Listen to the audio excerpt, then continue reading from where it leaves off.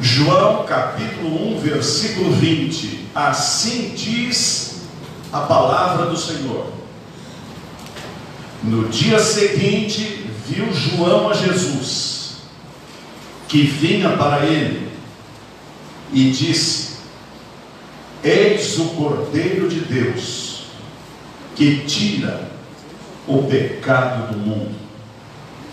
Eis o Cordeiro de Deus, que tira o pecado do mundo. O segundo texto está no livro do profeta Isaías, no Velho Testamento,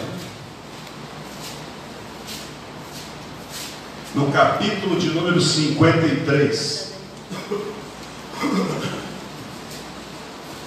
Isaías capítulo 53.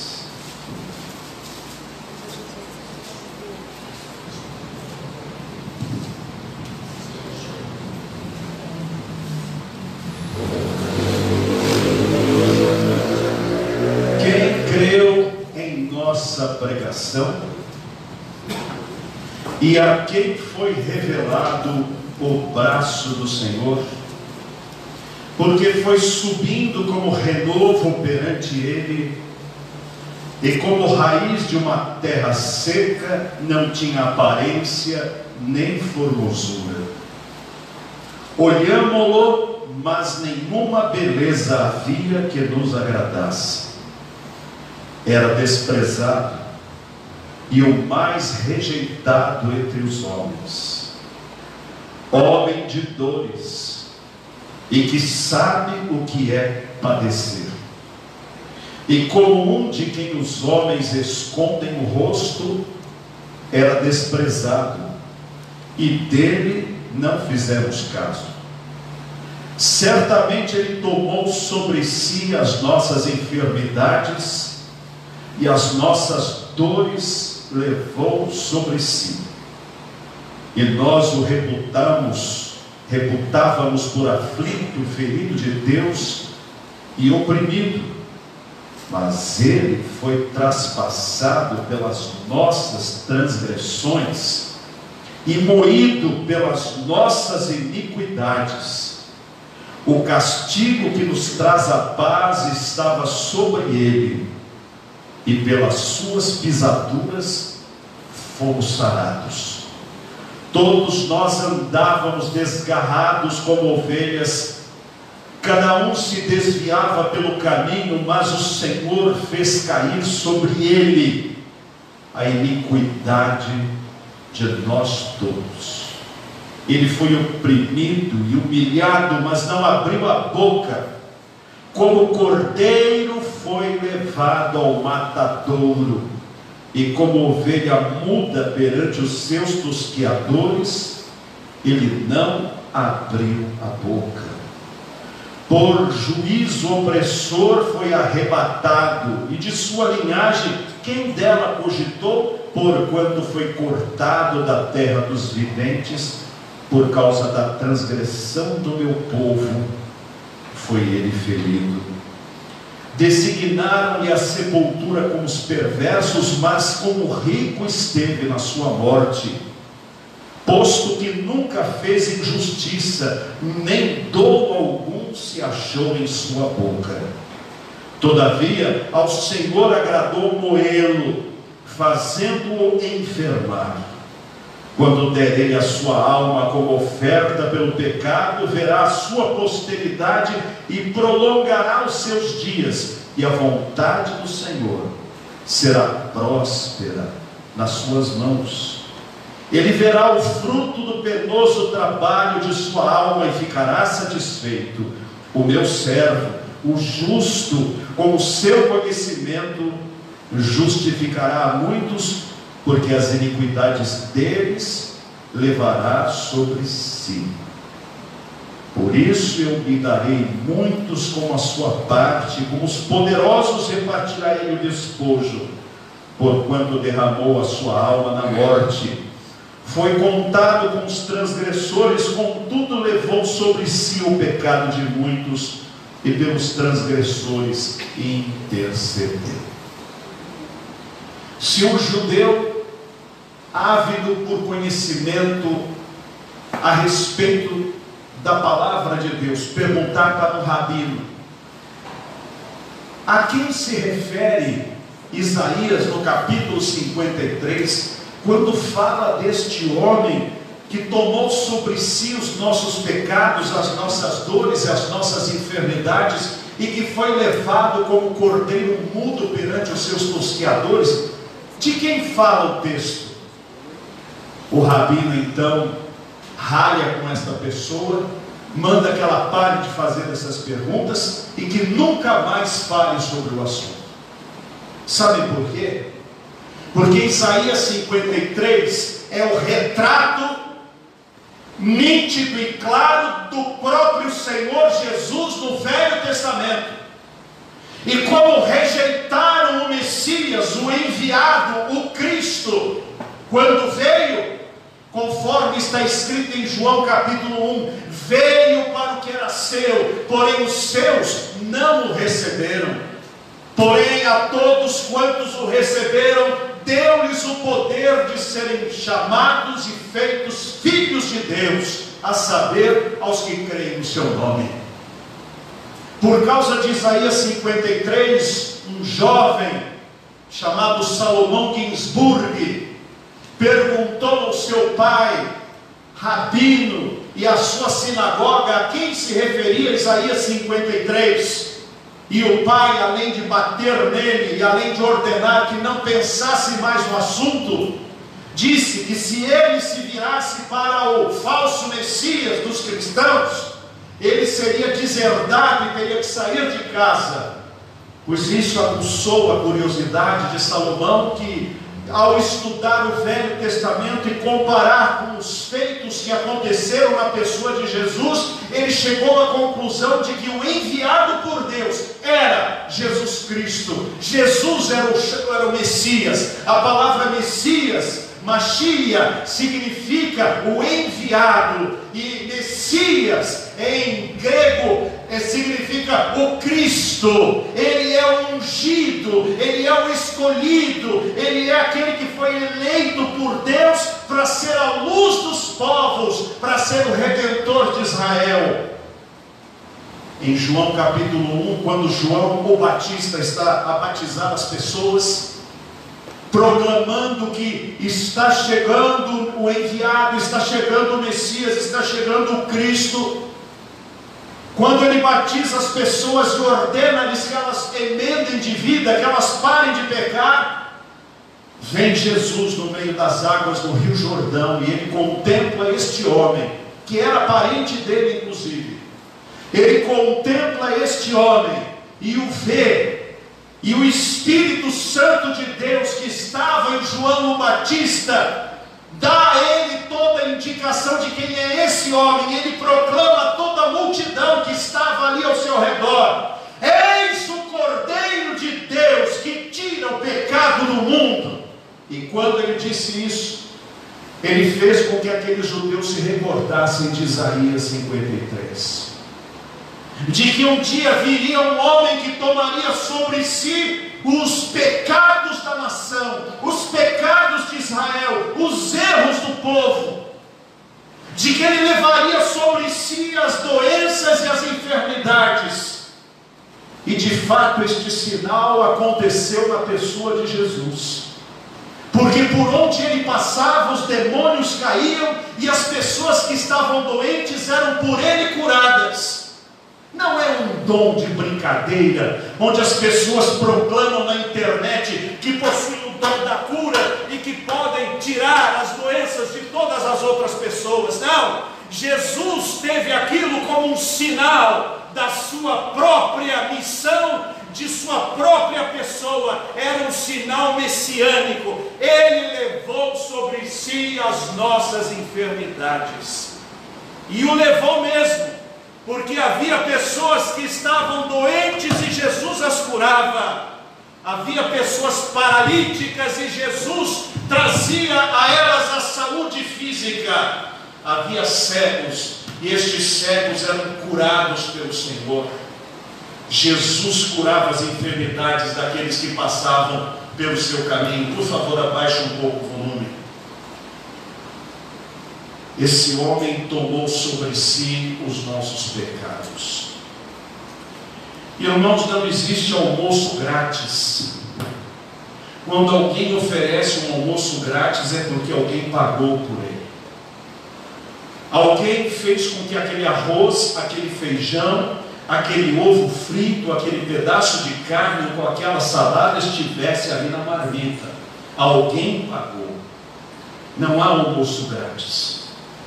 Eu, como pecador diante de Deus, tenho uma dívida com Ele. Abaixa um pouquinho, irmão, por favor. Eu, como pecador, tenho uma dívida diante de Deus que se acumula desde que eu nasci. Eu já nasci com ela. A Bíblia chama isso de pecado original. Eu herdei do meu pai Adão. Todos nós somos filhos de Adão. Todos. Brancos, pretos, azuis, amarelos, japoneses e indígenas. Todos nós somos herdeiros do mesmo DNA pecaminoso da pessoa de Adão. Já nascemos em dívida. É uma raça caída. E isso faz com que eu não tenha crédito diante de Deus. A Bíblia diz que eu sou um pecador. E basta que eu cresça um pouquinho para que o pecado se aflore em mim. Eu sou pai de 3 filhos e vejo nos meus filhos o pecado aparecer de forma grotesca. Quando eles têm alguma consciência de si próprios, eles pegam o objeto e dizem: é meu, é meu, é meu. Eles não têm o ideal de dizer: vou repartir, é seu. Não, é tudo meu. Isso está em nós. E quando nós vamos crescendo e vem a idade da razão, nós escolhemos sempre o caminho mau, o caminho da rebelião, o caminho do erro. É a nossa escolha, porque somos miseráveis pecadores. E a Bíblia diz que Deus é tão santo e tão justo e tão puro, que não há condição nenhuma de um pecador estar no meio da própria presença de Deus. As irmãs sabem o que é um lençol branquíssimo. Irmão, suspende um pouquinho que agora foi demais. Os irmãos sabem o que é um lençol branquíssimo. Imagina que a irmã coloca um lençol bem branquinho, pendurado, acabou de lavar, passou tudo que precisava, e vem uma bela de uma pulga e faz uma sujeira bem no cantinho. Eu pergunto: aquele lençol está limpo ou está sujo? Está limpo ou está sujo? Mas é só uma manchinha pequena, mas está sujo? Está. Se eu tiver esse copo de água e disser assim: olha, 99,9% deste copo de água é a mais pura água mineral, mas eu coloquei só um pouquinho de água da privada aqui dentro também. Eu pergunto: essa água está limpa ou está suja? Então não importa se sou um grande pecador ou se eu sou um pequeno pecador, eu sou um pecador. E a Bíblia diz que o salário, o pagamento pelo pecado é a eterna separação de Deus, e não há meio ou alternativa que possa me fazer mudar esta realidade. Eu não tenho como pagar. Suponhamos que eu fosse pagar em moeda. Que moeda que eu compraria o céu?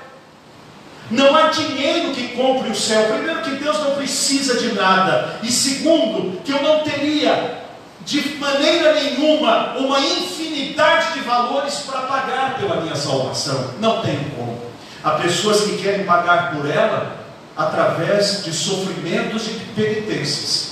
Elas arrastam os joelhos, esfolam o corpo para poder dizer: olha como eu estou sofrendo, agora o Senhor me deve uma bênção, agora o Senhor me deve um favor, agora o Senhor tem que fazer o que eu estou pedindo. Quem disse que Deus tem que fazer? Quem disse que Ele pediu para eu sofrer? Não há como alcançar a Deus através de penitências. Se você estiver me devendo alguma coisa, se você não pagar a sua dívida, se essa sua dívida não for paga, você é um devedor. Mas suponhamos que de repente você vem até mim E eu digo assim para você: está vendo isso aqui? Estou. Isso aqui é a dívida que você tem comigo. Eu sei. Quando é que você vai pagar? E você pode dizer: olha, eu não faço a menor ideia, porque é algo que eu não tenho para pagar. Então eu pego o seu envelope e rasgo na sua frente e digo: você não me deve mais nada. Aí você diz: mas eu devo sim. Não me deve mais nada. E você diz: mas o senhor não vai cobrar esse valor? Porque é um valor imenso. O senhor não vai cobrar? Não, esse valor foi pago, não por você. Esse valor está pago. Não foi você quem pagou. Eu recebi o meu valor, não das suas mãos. Eu só estou tirando de você a sua dívida, porque veio aqui uma pessoa e essa pessoa quitou a sua dívida. Você não deve mais nada. Então, alguém pagou por ele, ele não deve mais, ele vai ser grato o resto da vida por esta dívida paga. A Bíblia diz que eu tenho uma dívida com Deus e não há como pagá-la. O que Deus fez? Deus mandou o seu Filho Jesus Cristo, que sempre existiu ao lado do Pai e do Espírito Santo, a tomar forma de homem, a vir a este mundo, a assumir sobre si a palavra de Deus, a proclamar o Evangelho e a ir até o sacrifício, porque Ele sim poderia pagar pelo meu pecado, pagar pela minha dívida. Por quê? Porque eu sou pecador, você é pecador, e o salário do pecado é a morte. A nossa morte não é nenhuma injustiça, porque merecemos a morte, mas Cristo não foi pecador. Ele é perfeito, diz a Bíblia, ele foi tentado em tudo, porém sem cair em nenhuma das tentações. E ele então foi conduzido pela maldade dos líderes judeus para a prisão, para o sofrimento e entregue para os romanos para ser crucificado. Diz a Bíblia em Isaías 53 que ele não abriu a sua boca. Aliás, quando Jesus é levantado na cruz e ele vê as pessoas a zombarem dele ao pé da sua cruz, ele diz ao Pai: Pai, perdoa-lhes, porque eles não sabem o que fazem. Enquanto Jesus está sofrendo na cruz e o seu sangue está caindo, Jesus está pagando a dívida. Que dívida? A dele? Ele não tinha dívida. Ele não devia nada a Deus. Ele não iria para a condenação e para a distância de Deus. Ele estava pagando não por ele.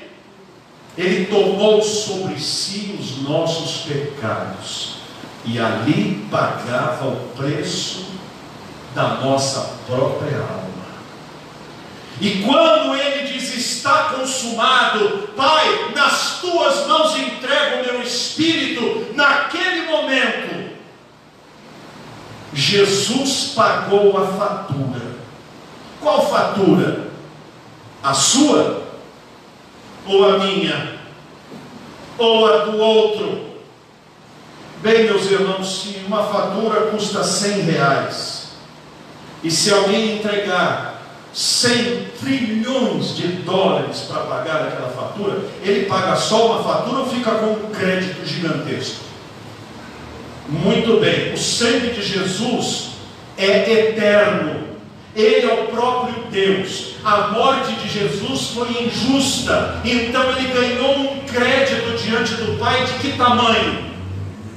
Eterno, que não dá para ser calculado. Ou seja, Jesus conquistou o suficiente não para pagar o seu pecado, ou o seu pecado, ou o meu pecado, mas para pagar o pecado de todo ser humano na face da terra de todos os tempos.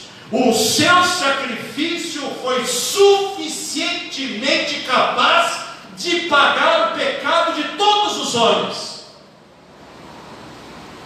Mas se eu disser para a pessoa que está aqui: sua dívida está paga, e ela disser: eu não aceito, eu não quero, eu pagarei por ela, eu direi para ela: moço, mesmo que você trabalhe até o fim da sua vida e que o seu salário aumente 30 vezes, você não chegará nem a 0,1% do que você deve. Você não tem como pagá-la. O orgulho dessa pessoa pode dizer: eu não aceito, eu não quero que ninguém pague as minhas dívidas. E eu direi para ele: mas se não for paga por alguém, você estará condenado, você é um criminoso, você é um devedor, você está em dívida. É o que muitas pessoas fazem quando nós apresentamos a elas o que Cristo fez na cruz do Calvário. Ele tomou sobre ele os pecados de todos nós, pagou por todos eles, porém, ele apenas dá o crédito, ou ele dá a quitação da dívida para quem ele pede. Ele não obriga ninguém a ficar sem a dívida, ele não obriga ninguém a olhar para ele e a recebê-lo como quitador da sua dívida com Deus, como seu salvador pessoal. Ele convida: vinde a mim todos os que estáis cansados e oprimidos, e eu vos aliviarei. Vinde a mim. Pois ele diz: quem quiser vir após mim, negue-se a si mesmo, tome a sua cruz e siga. Para quem? Para quem quiser. Ó vós que tendes sede, vinde às águas, venha. Se for um incapaz, como um embrião que é morto por uma mãe desalmada, que é abortado, este embrião é um ser humano. Ele não teve opção, ele não teve escolha. Então o crédito do Senhor vai para ele. Se for um débil mental que não tem juízo nenhum, o sangue de Jesus Cristo lhe cobre, lhe salva, porque ele não tem opção.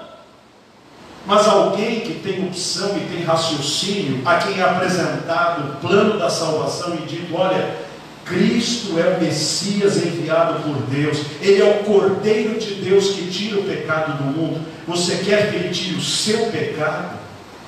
Se esta pessoa racionalmente disser: eu não quero, Jesus não forçará que ela vá para o céu, porque foi uma decisão dela. O Senhor não obriga ninguém a ir para o céu. Ele sabe quem vai para o céu, Ele conhece. Não há lugares demais no céu, há apenas o número daqueles a quem Ele elegeu. E Ele elegeu aquele que terá o coração quebrantado para dizer: Senhor, eu preciso de Ti, eu preciso do Teu perdão, eu preciso da Tua salvação, eu preciso que o Senhor apague as minhas dívidas aí no seu caderno, e que o Senhor me dê uma nova vida. Eu preciso de Ti.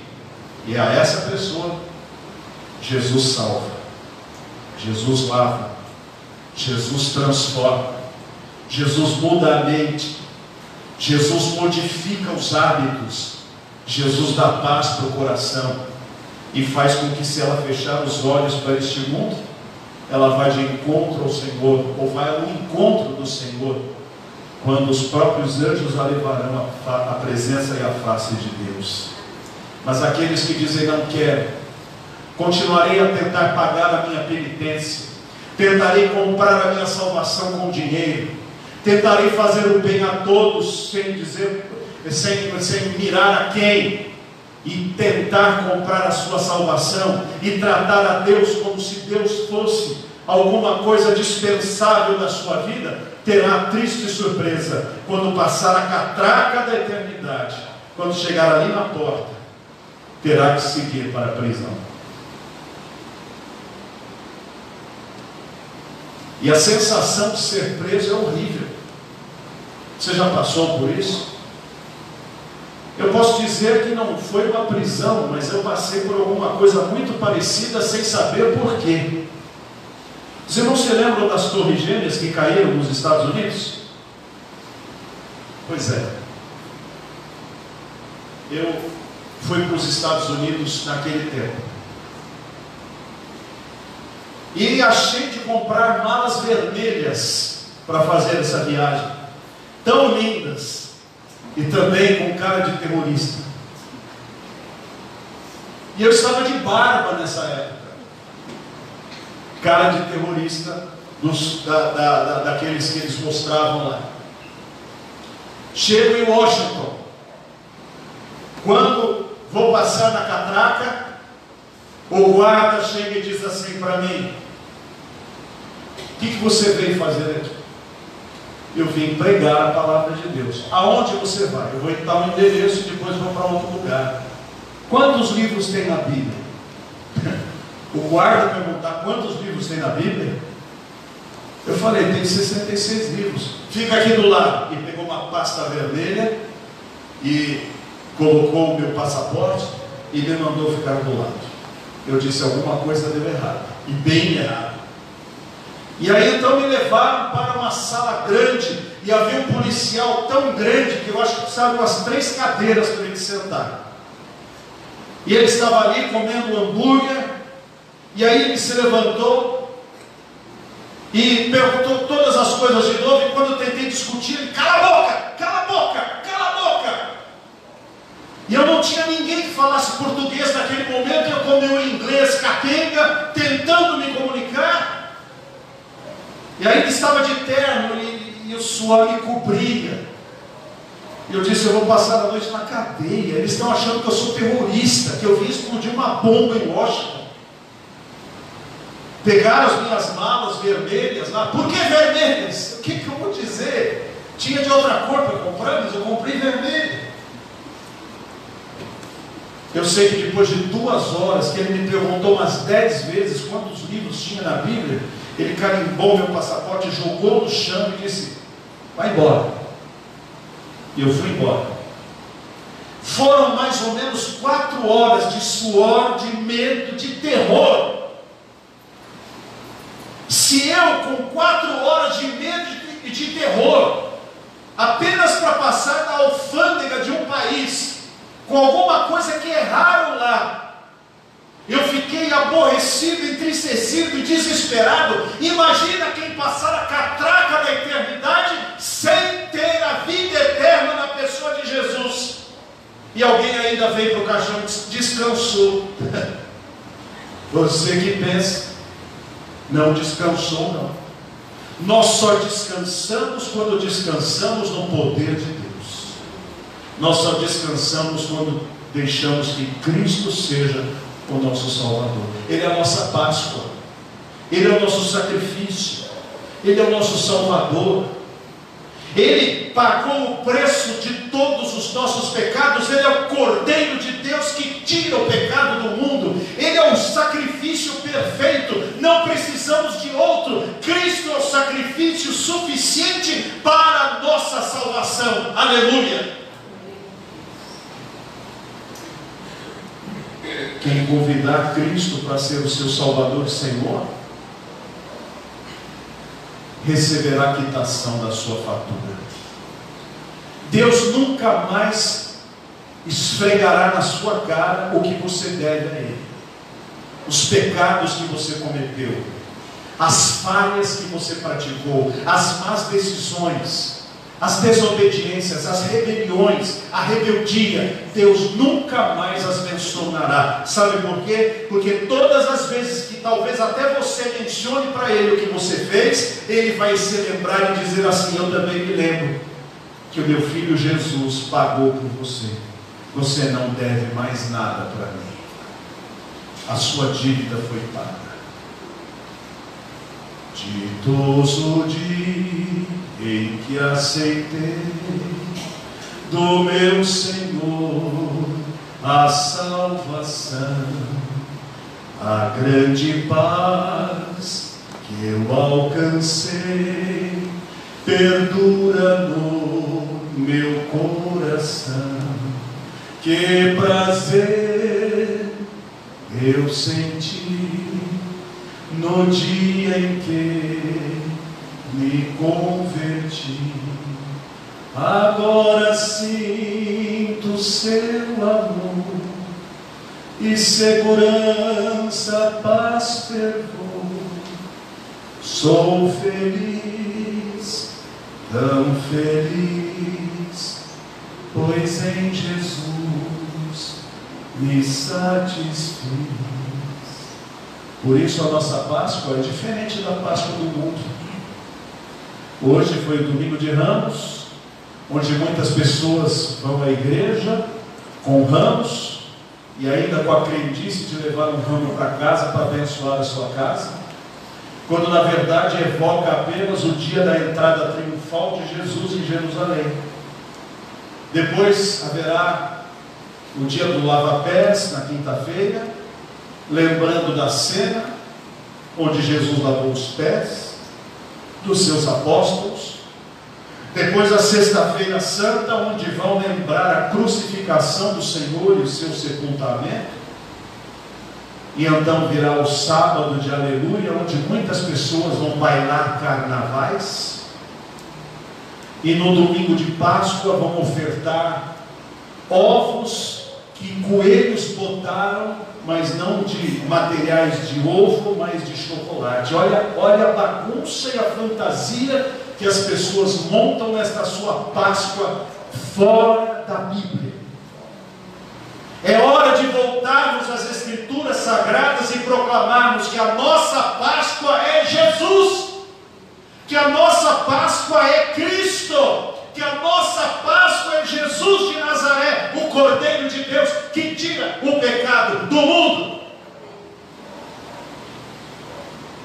E proclamarmos para as pessoas as boas novas de salvação, que o Cordeiro de Deus pode quitar a fatura de todos os seus pecados, não importa o número deles, não importa qual seja a qualidade deles. Cristo morreu para salvar todo pecador.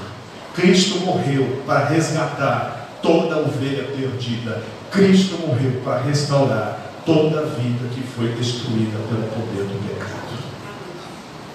Eu quero orar nesse momento e eu peço, se possível, que você abaixe a sua cabeça.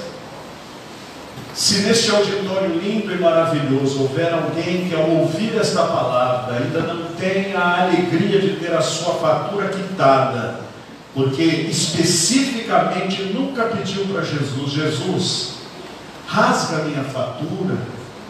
Quando o Senhor morreu na cruz, o Senhor pagou por mim, eu nunca aceitei esse pagamento, mas hoje eu quero dizer: eu te agradeço por pagares a dívida eterna que eu tenho contigo.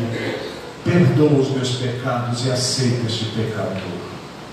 Se alguém que está aqui quer dizer isto para Deus, aí no seu lugar, levanta a sua mão dizendo: pastor, eu quero que Jesus pague pela dívida da minha alma. Eu quero sair daqui com a minha dívida quitada. Eu quero que Jesus me salve nesta